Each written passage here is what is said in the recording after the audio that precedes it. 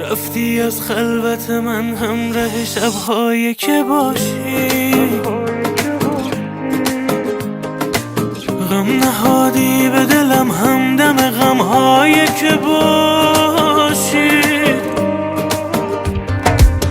خواستم دور شوم از همه حتی از جهانم،